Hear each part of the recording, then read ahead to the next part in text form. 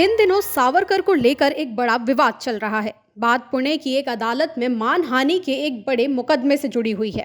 असल में सावरकर के रिश्तेदार सत्यकी अशोक सावरकर ने कांग्रेस नेता राहुल गांधी पर मानहानि का एक केस ठोक दिया है। राहुल गांधी पर आरोप लगाया गया है कि वे विनायक दामोदर सावरकर की छवि को खराब करने की कोशिश कर रहे हैं। राहुल गांधी पर यह भी आरोप लगा है कि मामले को भटकाने के लिए बेसिर पैर के तर्क भी दिए जा रहे हैं।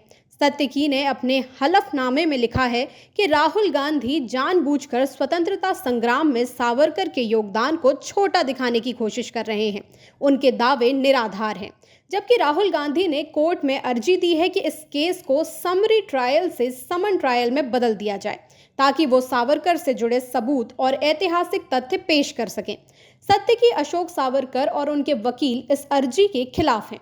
वे चाहते हैं कि कोर्ट राहुल की अर्जी खारिज कर दे और केस को जल्द आगे बढ़ाए।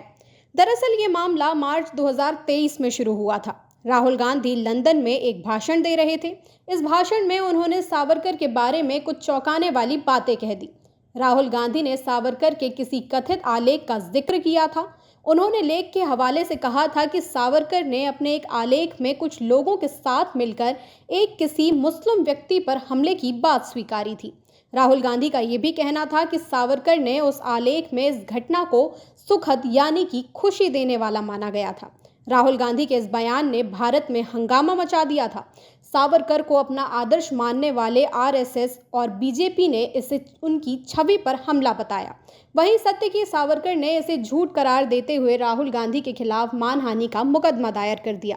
सत्यकी का कहना था कि सावरकर के किसी भी लेख में ऐसी कोई घटना का जिक्र नहीं है। बार एंड बेंच वेबसाइट के मुताबिक सत्यकी ने 2023 में अपनी शिकायत दर्ज की थी, जिसमें राहुल के दावों को पूरी तरह से खारिज कर दिया गया था। इस केस की अगली सुनवाई 19 मार्च को होनी है।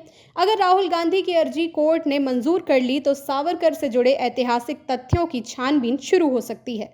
राहुल अपने बयानों को सही ठहराने के लिए सबूत भी पेश करना चाहते हैं। सत्यकी और उनके वकील अपनी ओर से इसे रोकने की पूरी कोशिश कर रहे हैं।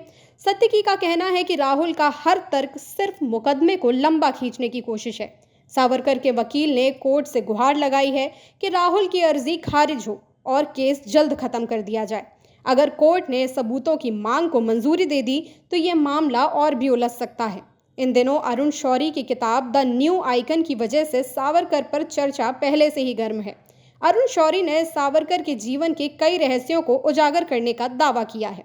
इन चर्चाओं के बीच देखना तो ये है कि क्या राहुल गांधी अपने दावों को साबित कर पाएंगे या सावरकर परिवार अपनी बात पर अड़िग रहेगा।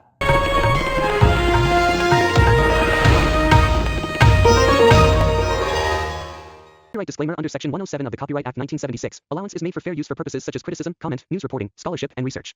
Fair use is a use permitted by copyright statute that might otherwise be infringing.